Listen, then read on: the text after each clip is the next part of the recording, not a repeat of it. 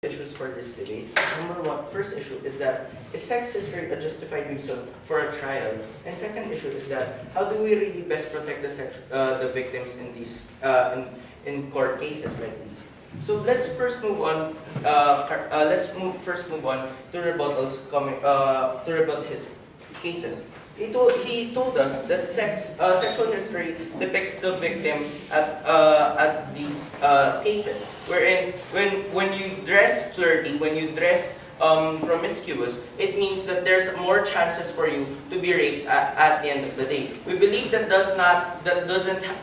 will not happen because she dresses these she acts these kinds of ways because it is under her consent. She does these kinds of things because she's fully aware that that's how she's going to do this at the end of the day. So therefore, there's not there.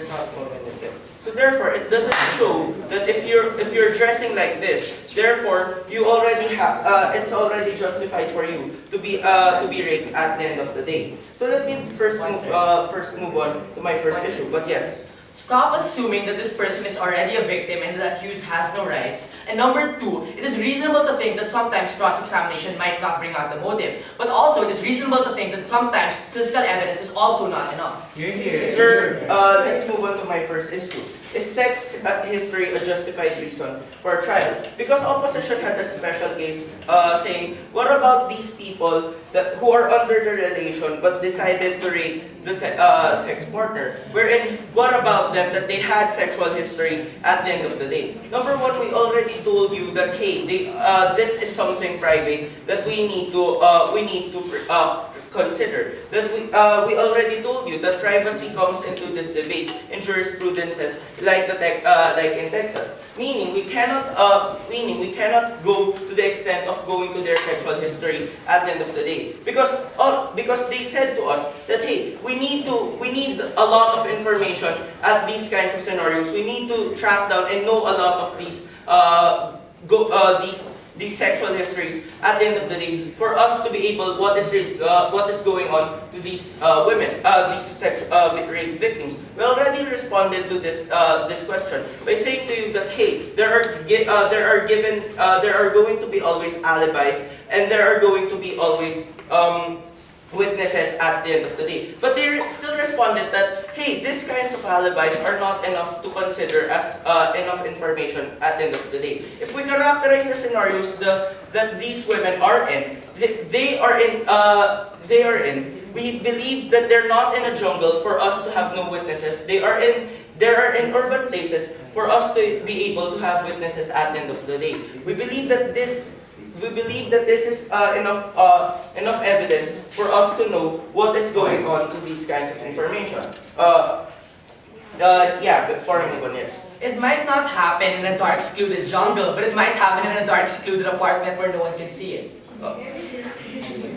But still, there's going to be witnesses at these kinds of scenarios because you cannot assume on these kinds in these kinds of things.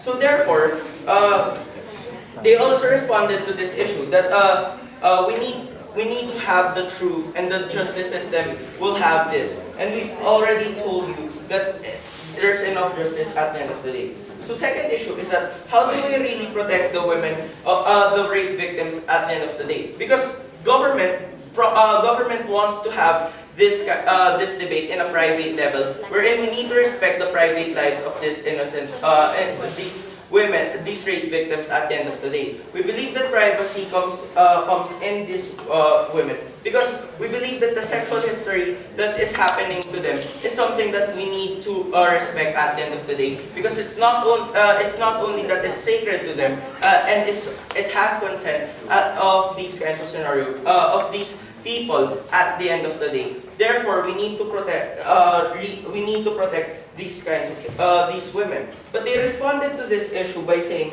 that hey, if we really want to protect we need to protect also the people who are being accused. That we need to also protect these people. We're saying that hey, indeed that we need Indeed, we need to protect them. Indeed, we need to have a justified reason in order for us to accuse these people. But is it right for us to trample on the private lives of these women at the end of the day? Yeah. Prove yourself, RJ.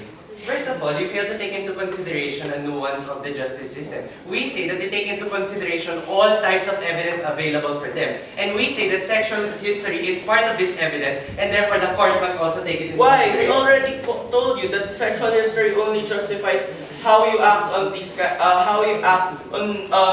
certain scenarios, like in the bed. So therefore, it doesn't justify to you how you can be raped at the end of the day, and why should you be raped at the end of the day? Because you're already clinging to the assumption that hey, there always be cases wherein they're going to be on a relationship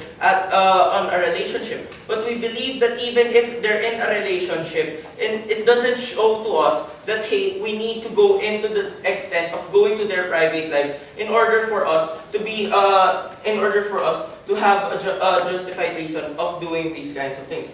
I've already taken 3 points.